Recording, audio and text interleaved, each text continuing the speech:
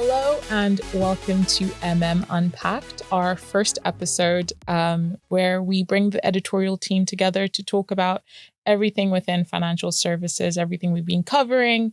And today I'm joined by Tom and Dan, but I will let you guys introduce yourselves a bit more. Yeah, so hi, I'm Dan Cooper. I'm news editor at Money Marketing, so I oversee the news team. I'm Tom Browne. I'm editor of Money Marketing, so I oversee everything. Wow. Basically.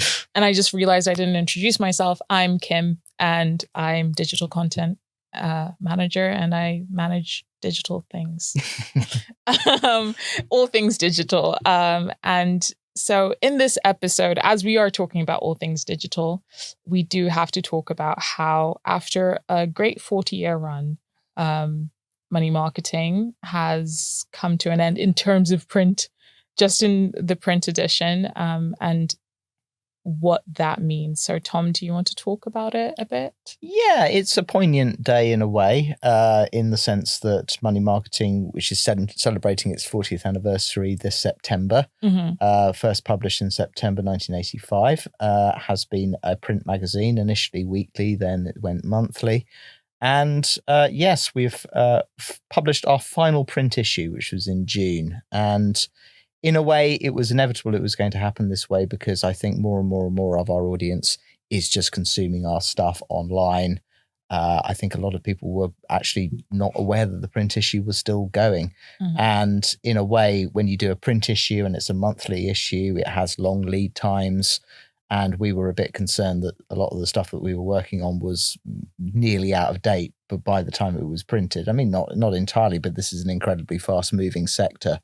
And we wanted to do more different types of feature, more different types of news analysis, and with the team that we've got. And we thought that going fully digital would allow us to react much more quicker to the news cycle. So we've taken it. It's not really an ending. It's more a beginning. Yeah. We have used it to expand our office offering. We're getting new sections, things like off the record and spotlight and things like that. And we're doing more on the podcast side as well. And, just to try and, increase our palette basically. So, we're a month into it, and I'm very pleased with the new sections. I'm very pleased with the things that we've run, some of which we'll talk about in this episode. So it's au revoir to print and bon voyage, I was about to say to bonjour. Bonjour to the digital offering, and, always eager to hear how people are reacting to it. Yeah. Well, off that, I wanted to know if you have seen any initial reactions, if there have been any, or people just thought, I always thought you were a digital, because we have quite a lot on our digital footprint anyway. Yeah. So do you think there is a massive shift, or? I think it's evolution rather than revolution. I mean, we don't see it in any way as shrinking what we're doing. And quite the opposite, actually. We want to expand what we're doing. So we're still doing some of the stuff that we used to do in print. So we're still doing interview features. We're still doing long, deep dive features, one of which we'll talk about today. So all the stuff that people enjoyed in the print magazine, the leaders, the in focuses, the coalface stuff, the expert commentary, that is all still there. We're just doing more of it, and we hope we're doing it in a more topical way. So I would hope that if you do notice a change, you'll notice that it's a little bit more streamlined and a little bit more up to the minute. That's certainly, as an editor, that's certainly my ambition. Yeah. And you talked a little bit about what the audience can look forward to seeing. Do you want to touch on some of those sections that we have coming up or that are already out there? Well, we have a wonderful section, which I think was coined by my predecessor, Katie Pigden, called MM Meets, which is an interview piece. And that's so popular with the industry. We get endless people saying, can we do an MM Meets? Can we do an MM Meets? And I think it's one of those things where you haven't made it until you've been on MM Meets. It's much like an Oscar. It's that kind of thing, And we realised that we had more demand for MM Meets than we could fulfil. So we've got a new interview section now called Off the Record, which is not only it's a more sort of shorter and focused interview, so print version of the interview or online version of an interview, but it expands away from just the CEOs and what have you that we generally do for MM Meet. So it's sort of like, well, they have an interesting perspective, but lots of people in the advice space have interesting perspectives, and it's trying to give those people a bit more of a platform and unlock wider conversations. So we've put that in place. We're hoping to do more in-person interviews on this show as well in the podcast space. So we were definitely stymied by the limited number of interviews that we were doing in the past. Obviously, we interview people for background, for features all the time, but to actually spotlight them on the website, I'm quite excited about. Yeah. And Dan, as news editor, is this something that's in line with what you saw or what you were envisioning for the digital leap? Yeah, definitely. I think so. Because, what we want to do in money marketing is kind of be the point of call for advisors. So, breaking news is important, of course. You have to react to stuff that's happening and stuff that's coming in, appointments and industry news and so on. But what we really want to do here is kind of focus on some of the longer form content and, actually advisors come to money marketing and see value and actually get behind. So we do, behind the headlines, for example. And that's our way of, unpacking a particular subject and really sort of hate that term, but deep diving into it. I used it. I had to. It's the only way to explain it. It is a deep dive. It's either that or delve. Delve. And all of those are AI terms now. So what can we do? Exactly. What can you do? So yeah, it's, just our way of unpacking a particular subject, saying what does it mean for advisors? How will it affect them? What are the pain points? So on. So yeah, we really want to be that kind of knowledge, a fountain of knowledge, if you like, where advisors can come and really, read in detail into a particular subject that affects them. Yeah. And to pick that up, it's very well to sort of what breaking news is something that's sort of instant, is happening day to day, and the features are more long form and considered. But using that precise section behind the headlines, it's like we wanted to be in a position where we could react quicker to stories and get beneath the headlines. And so it may be that we have a story about a particular subject that's breaking, but we want to put a reaction piece out. We want to cover the story, but then we want to do an analysis piece and maybe put that out a week later. And being totally digital, there's a lot less sort of like, well, what needs to go in the magazine? What doesn't need to go in the magazine? If we put that in the magazine, it won't come out for another month or what have you. So we hope that that will serve our audience well, because they Dan uses the phrase pain points, another along with deep dives, another overused phrase, but it is important, that what IFA pain points are is really, where our primary focus should be as an editorial team, and hopefully that will allow us to focus in on it far more. And focusing in on one of those potential pain points, or maybe something that will fix those pain points. I think both of you have been alluding to this. So Dan, you have kind of been focusing on the FCA's targeted support plan. I have, yeah, all 200 pages of it, yeah. Amazing work for you to do that on a Friday morning.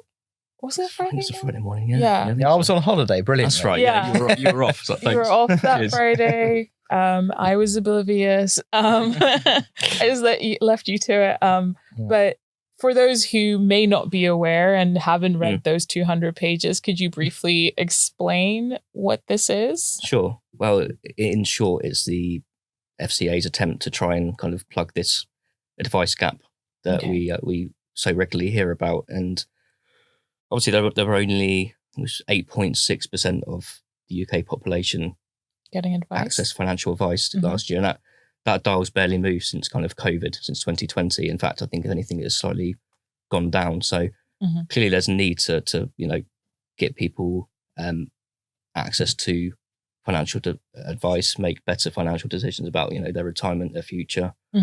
So this is kind of the FCA's attempt at doing that, and what I looked at in one of our new topic areas that Tom was talking about on the website. So obviously it was like the cover feature in the magazine. It's now called the big picture. So I looked at that for the big picture, and will it help close the advice gap?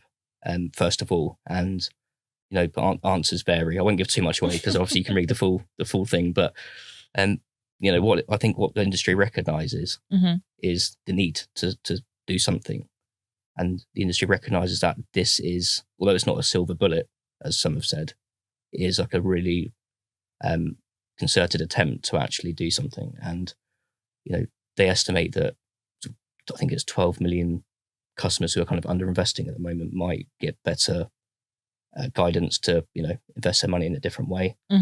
People who aren't saving enough for their pension, or aren't making correct decisions about their pensions, they might get help. So it's like they're calling it once in a generation reform that will help millions and millions of people to get access to guidance. Because at the moment, we all know about finfluencers, we all know about unregulated advice and scams and so on. So there's so much information out there. Yeah. And people who can't afford advice are obviously going to, these sources and potentially risk everything. Yeah. So the FCA had to do something, and it did say it wasn't the primary driver. And it was in the back of their mind, I think is the way they said it. It was in the back of their mind when they were introducing targeted support, all of these points I mentioned. Obviously the primary thing is to help give people more support. Yeah. So it works the way that they're kind of proposing is that it's it enables advisors, banks, insurers to say group customers into kind of like segments. Okay. And then give them guidance based on, so you could say like somebody like you as an example, somebody in your position might at your life stage. Yeah, might want to do something like this, or might want to consider doing this. Okay. So it's not full advisory, but we all know it's not going to be full advice for everyone. But yeah. But the question is, which is what I look at in the big picture, is how many advice firms will actually take this up? Because it's been widely praised across the sector. I think the FCA deserve a lot of credit for that. We don't always give them credit, and neither does the industry. But they have consulted with the industry, and largely these proposals have been welcomed by all.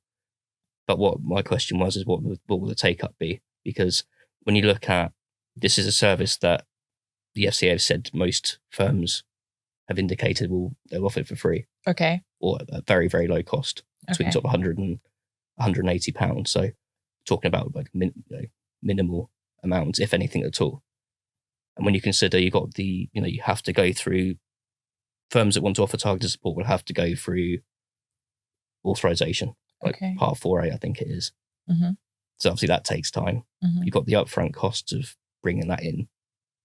Then you've got, the ongoing costs, you've got staff training, you've got compliance, governance, you've got IT systems that when you need upgrading, you need potentially internal systems. There's so many kind of different, when you think you've got all of these upfront costs, all of these ongoing costs to provide a service for free. Yeah. How many advice firms are actually going to do that? I think for the bigger players like SJP, they said they are considering it, haven't made a decision yet. Quilter, I think, have at least indicated that they probably will. So for those bigger players that have got, more money and more resource, and they're able to cross-subsidize, paying clients to offer a service for free, that might work for them. Yeah. But I think for your typical like average smaller advice firm, particularly sort of mid to small, I just don't see how, with all the regulation, all of the tech, and everything else they've got, going on at the moment. Yeah. To have this on top, I just don't see how it's really feasible.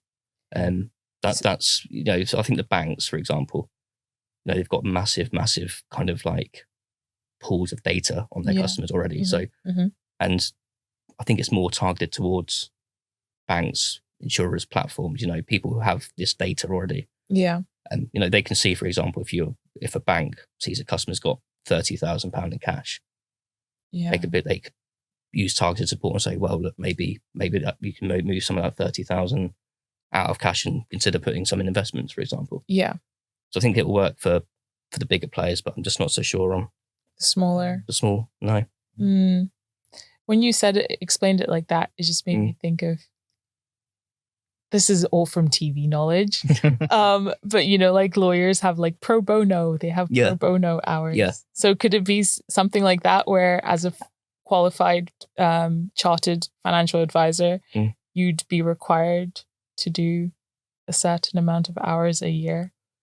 Yeah, I suppose so. Yeah, I haven't really support. Or they could use it as a funnel to get sort of people into the world of advice and then sort of like into sort of like fully or full fat advice later. Who knows? There are a lot of people out there, under advised people who just think financial advice is not for them. It's not necessarily that it isn't for them. Yeah, but they're just not part of that world. I mean, as Dan says, I mean, the FCA get a lot of brickbats, around this part, but this is a very impressive piece of work by them, and it is responding to a sort of a demand that has been all the time I've been sort of working around this kind of like this area. It's been constantly talked about. Yeah. But I mean, the consultate is out for consultation now, and as always, the devil will be in the details. Something sounds very, very impressive in the short term, but it's a question of like, how much difference will this really genuinely make to the advice landscape? And time will tell is another one of the phrases we often use. But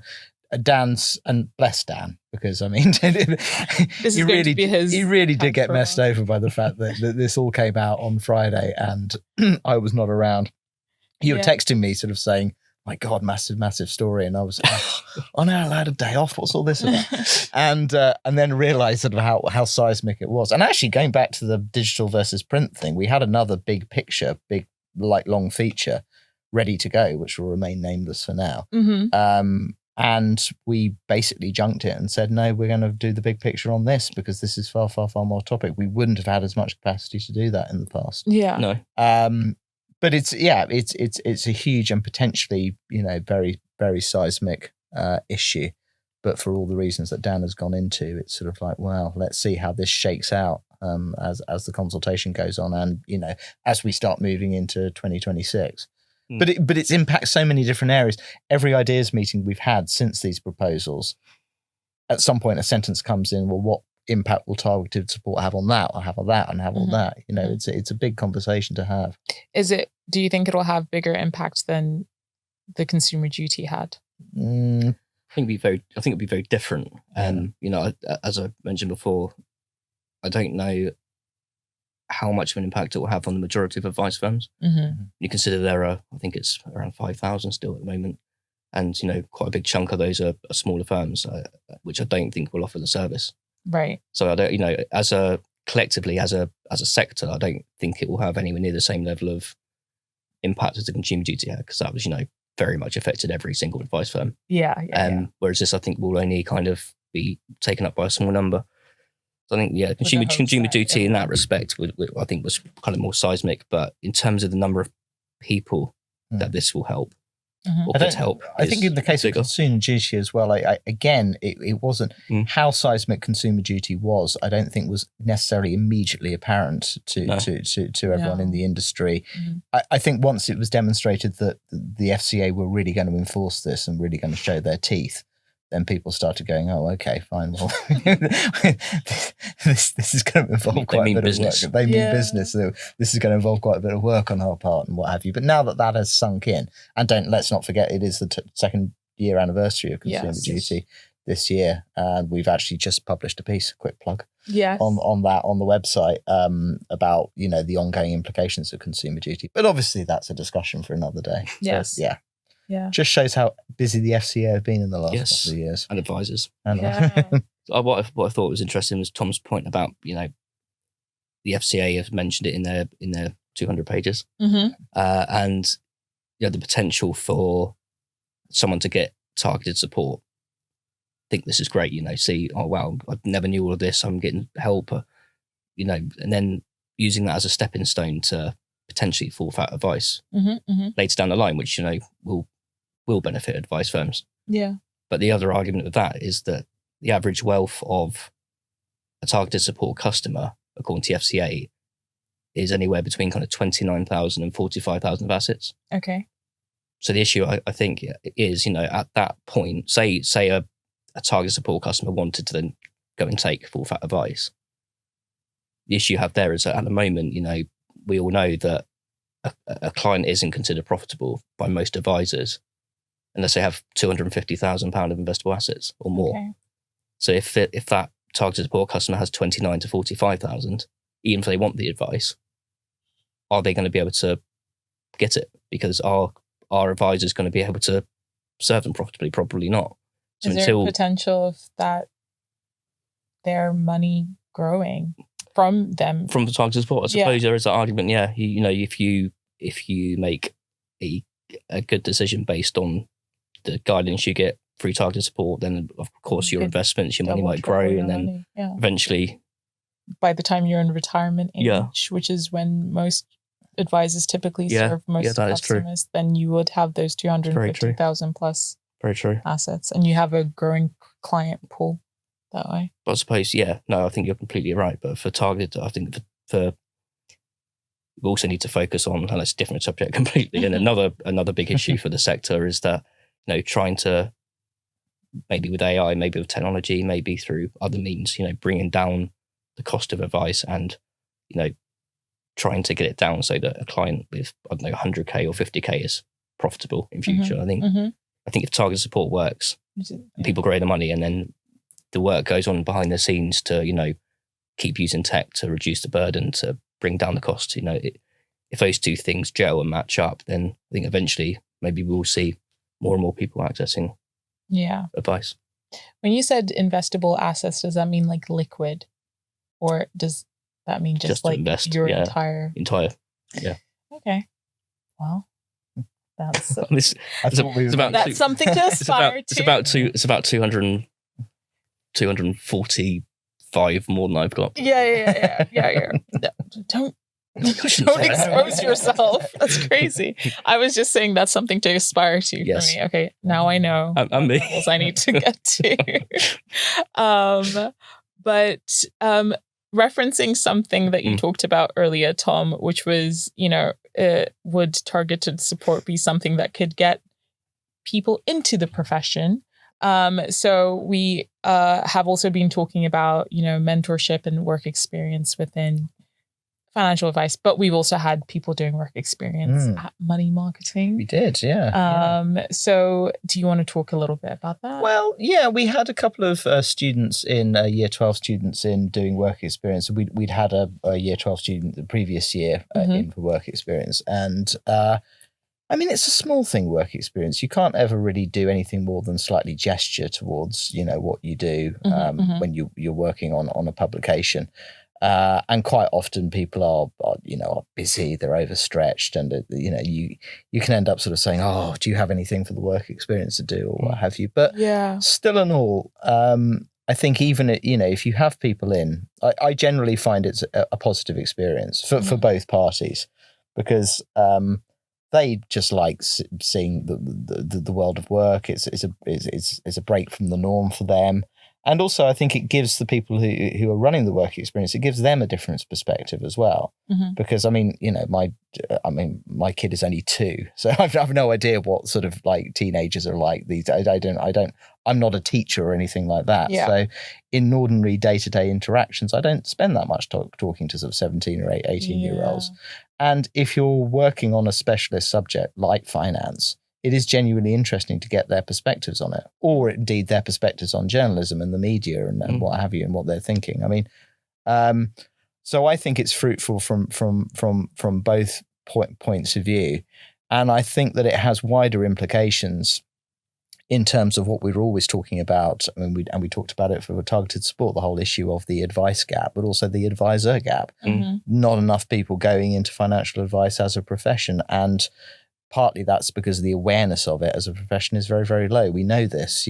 People don't think about it in the way they think about medicine or law or accountancy. Yeah. Or becoming a streamer. I wouldn't wish that on anyone. It's kind of like, well, how many advice firms do offer sort of like work experience place? How open are they to it? How could they benefit from it as well as the work experience people benefit from it? Because I think it's all very well saying, well, young people aren't interested in financial advice as a profession. Was like, how interested is the financial advice profession in young people? I mean, we hear a lot about, from the recruitment end of point of view, that, you know, that people are very reluctant to sort of take on young people as sort of trainee advisors, because they're worried that, you know, they'll either spend all their time, they're expensive to train up, and when they are trained up, they might get poached by someone else, or, you know, do young people have the life experience to advise older clients? I mean, that's an old canard which I actually did a separate feature on, which is actually nonsense. Every single young advisor, quote unquote, I spoke to said they've never experienced that problem. Yeah. And the clients don't mind. And it's just a myth that's kind of floats around there because it sounds plausible, but it isn't. And I just think that, I mean, we've done a new section, or we've started a new section online. This is another legacy of us coming out of print, called Starting Out. Yeah. And that incorporates all the conversations that we were previously having online and on print around young people. So first person perspectives of people who are just qualified or just going through the qualification process, or, you know, people's first-hand experiences, or things that people need to know, or, you know, and sharing their experiences. It's all under the banner now of Starting Out, and we're doing that every week, that piece. And it's also that these pieces are all being republished on our sister website, Future Financial Advisor, which again has a lot of tips for people who are interested in going into financial advice, and has forums and what have you. So it's part of a broader conversation of, you know, people talk about young people in the abstract, but I think unlocking those conversations, meeting young people in the wild, you know, like really do genuinely facilitating conversations with young people, giving them opportunities and being open to learn from them as well. I can't believe I'm saying all of this, you know. I don't generally seek out the conversations with young people, but I think it can be a proper education to do so. No, I think it can help, right? Because if you're looking for a wider client base as well, you might need to switch up your approach. And we're talking about things like AI and how to incorporate those in businesses. And maybe you want someone who is born a digital native who might be able to help with those implementations. That's all very easy for you to say. Yeah, that was. But just from even starting out as an administrator, which I think I've spoken to people in the past who have come into financial advice, because financial advice is one of those professions that you just fall into by accident because you were referred to it, or it was on your local high street and you went and did a work experience, which one person did, and started as an admin there, worked their way up to paraplanner, and then became a financial advisor. And I think that's kind of how it goes within financial advice at the moment, although, you know, situations like Future Financial Advisor or even the Verve Foundation are trying to change that and make it more of an active career. You go into knowing what your path is going to be and what different places within financial advice you can sit in. That's another thing about work experience, isn't it? It does, you know, enable you to kind of get a taster for not just the world of work, but for that line of, you know, for that sector, for that industry. And so if it is for you, because, you know, you don't want to, I'll say waste your time, but, you know, for one of the reasons that Tom and I are both quite sort of keen to get people in where we can is because, you know, we've both benefited from it. Ourselves, you know, when we were starting out in journalism, I'm speaking for, you know, Tom. Sorry. Yeah, no. For me personally, you know, when I started out, you know, I knew that I wanted to write for a living. I didn't necessarily know it was going to be journalism, but I knew I wanted to write. So I did have a pretty clear indication. And then, you know, that week that I had at my local paper really kind of cemented that view for me and said, yeah, that's what I want to be doing. And then on top of that, it gave me that kind of experience that I could then go when I went to courses. You know, I could show that I was keen. I could show that I've done something, you know. And I think that's why another reason it's really important, because, you know, you can give young people that taste of financial advice. And yes, for some reason, it might put some off. I don't know, but it could also make someone go, actually, yeah, you can find where you fit in, whether you want to be client facing or you want to be a power planner and kind of deal with numbers, because that's better for you. Yeah. No, I 100%. And I certainly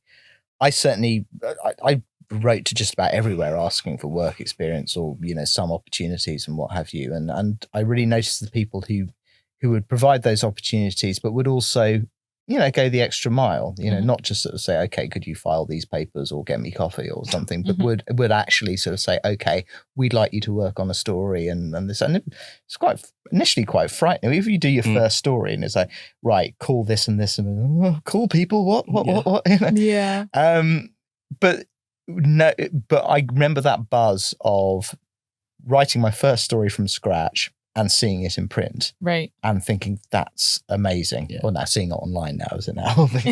But it was that real buzz of, my God, they've actually published something under my byline, and I can see it here. And I don't think I've ever totally.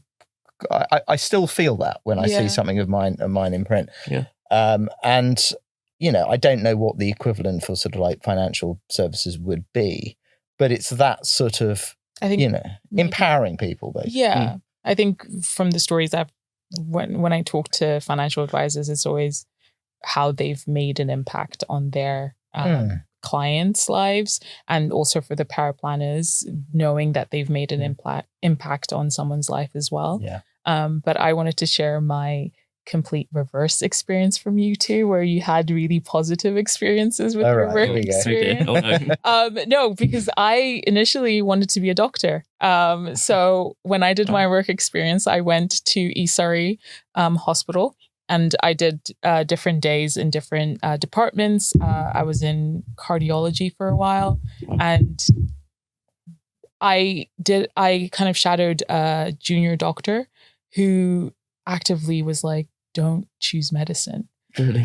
I think, you don't know the hours that it takes and the years that it takes initially. You just think, well, I grew up in an African household, and the only professions were lawyer and doctor, and I was good at science. So it made sense to choose doctor. But actually knowing the implications of being a doctor, I realized, no, this is not for me. And English had always been something that came naturally to me, and writing came naturally to me, but that I thought, no, you can't really make a career of this. But luckily, from having someone tell me and seeing it for myself, I realized, no, medicine is not the path for me. And I'm sure there's a lot of lives that have been saved because of that as well. I thought that you would say they throw you straight in on the cardiology. They're like, okay, now resuscitate this person.